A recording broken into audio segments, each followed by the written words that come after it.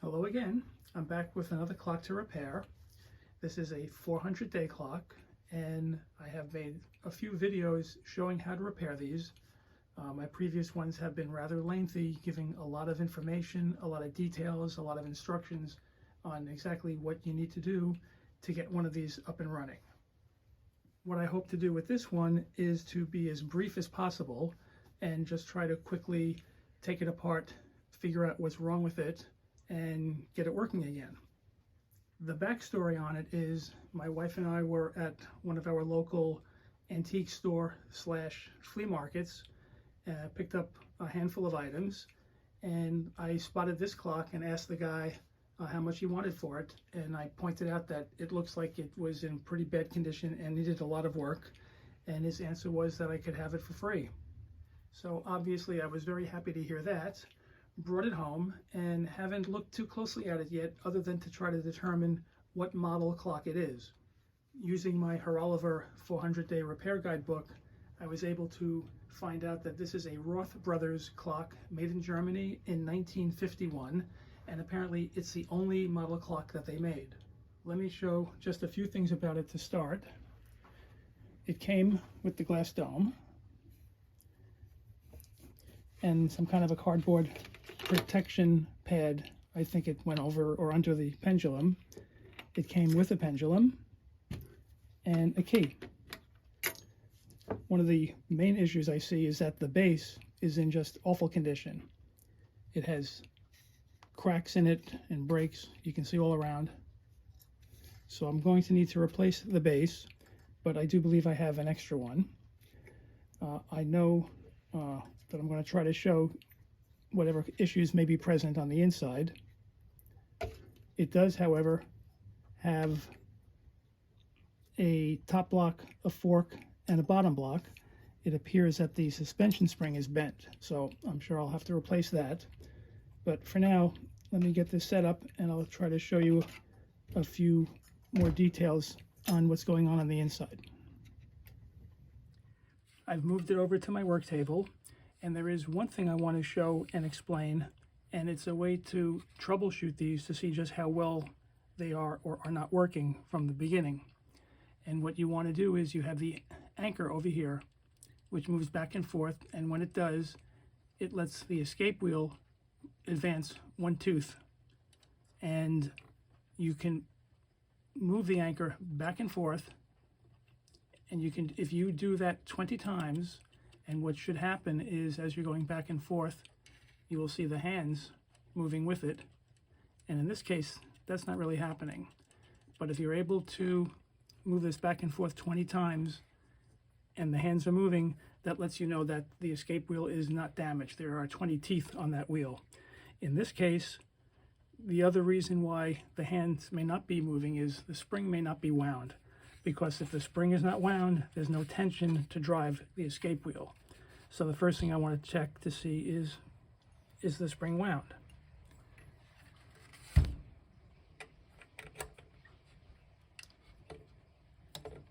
Wow, I'm not budging this in either direction. Either the spring is totally frozen or it's totally overwound. So I think what I'm going to have to do is try to let down the spring. So let me get set up and hopefully that's something I can show. In letting it down, I'll be putting a lot of pressure on it, which could damage the hands. So I'm going to go ahead and remove the hands first. Looks like one nut holding it, holding the minute hand on. And I'll remove that on my own, and then I'll be ready to try to let down the spring. The hands are off. I'm going to try to let down this spring. I'm just concerned with how tight this is, but let's see how this works.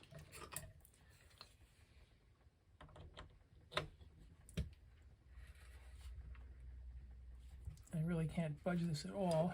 Wow.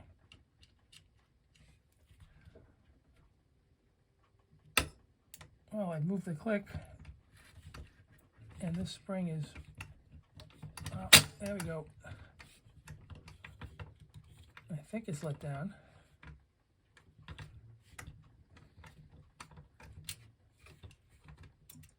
Yep. All right. So now, just for fun, I'm going to wind it up a little bit and try to set up the pendulum. Or actually, I'll wind it up and I'll see if moving the anchor back and forth gets the hands to move. So let me wind it up, put the hands back on, and then I'll have it set up. And once that's ready, we'll give it a look. The hands are back on. Let me try winding it up a bit.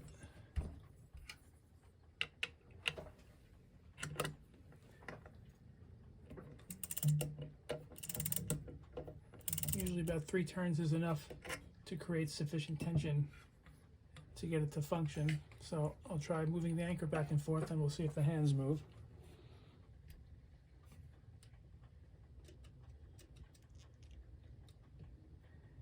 Started to, there we go. Well, their hands are moving a little bit.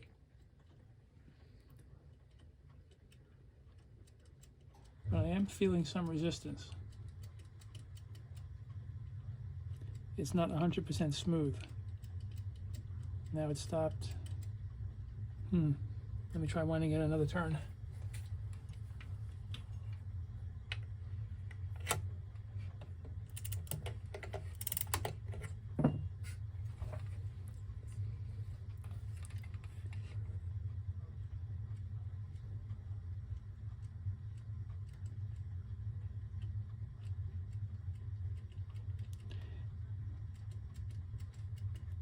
Still not really functioning properly. It starts to move a minute or two, but then I feel it getting stuck. So what I'm going to have to do next, look to take the whole thing apart. So on my own, I'll remove the clock from the base, undo these screws, and get the back plate off of it. First though, I'll need to let the spring down again. So let me do all that on my own, and when I return, I'll be ready to just lift this plate off of here. Okay, I know I said when I come back you would see me removing the back plate, but instead I decided, just for the fun of it, to attach the pendulum and see what happens. I removed the suspension spring guard. I also tried to straighten out a couple of bends in the spring, not 100%, but just enough to see if it would work. I gave the pendulum a turn and discovered the clock is in fact working. And let me show you what I was seeing.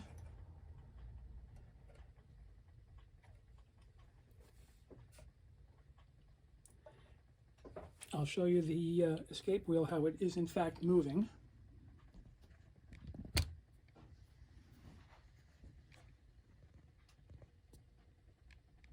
Try to get in here so you can see it clearly.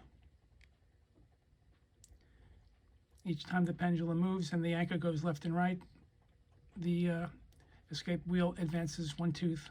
There's one.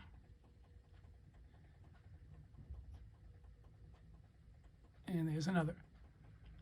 The only problem that I realize is the fact that it would only run for 12 minutes. And there's pretty much 3 reasons that I can think of why that would happen. One is, since the clock is from 1951, makes it about 74 years old, and I'm thinking this is the first time anyone has tried to take it apart to clean and oil it, so it probably needs that. A second issue is it is likely not in beat, and the third is that it could just be a problem with the mainspring. I don't have what's known as a mainspring winder, a tool that you need when you open these up to try to clean the spring and then get it back into the barrel. So at the very least, I should be able to take it apart, clean and lubricate it, and then see if I can get it into beat. And if that doesn't work, I may have to consider figuring out some way to open up the spring to clean and lubricate that, or just replacing it. Anyway, now I'll proceed with undoing all of this and looking to remove the back plate. So that's what we'll be seeing next. But first, I think I might be able to show more clearly exactly how I let down these springs. So let me wind it up.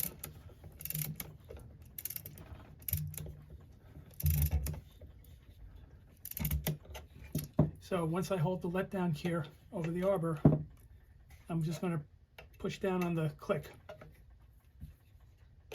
you want to turn it to as if you're winding it a little bit. That frees up the click, and then just let it unwind in your hand. And that's it. It's really quite simple. Anyway, back to undoing everything. I've removed the screws and the click wheel. Let me try to lift up the plate here.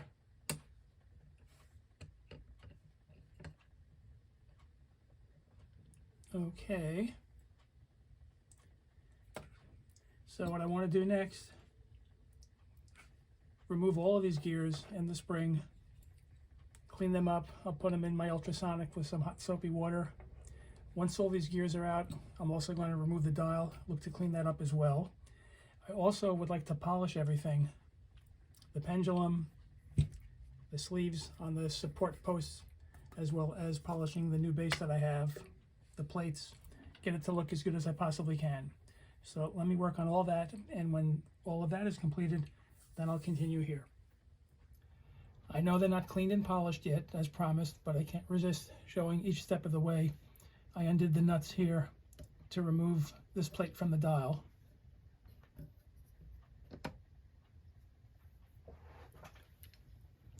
And I'll be taking off these gears here. Small screw holds it in place. And then we have the dial. So back to work cleaning and polishing. Okay, now everything has been cleaned and polished. And what I want to do first is, and this is the new base that I'm going to use. It's in much better condition. And the first thing I want to do is set up the posts into the base, get all of this back together. Let me work on that, and when that's completed, then I'll continue from there. The support posts are back in the base, and what I want to do next is reposition all of the gears into the plates. I'll lubricate them, get everything back together, as well as seating the dial and the hands. And once that's back together, I'll be attaching it to the top of the base here. So let me get to work on that. Everything is back together and lubricated, and now when I move the anchor back and forth, the hands are really moving quite freely. Next, I'm going to reattach the clock to the top of the base, and I'll be ready to set it up with, and I'll use the existing suspension spring and the pendulum, and we'll see if it's going to run. I've got it all set up and it's running. I think I have it pretty close to in beat. I have not shown the steps involved in putting together the new suspension spring, how to get a clock into beat, reassembling everything. I've done those steps in great detail on a few other 400-day clock videos that I've done, and I will include the links to those videos at the top of this one if you really want to get a good look at just what you have to do to fully get one of these back together. But it's looking good. I'll show you the before.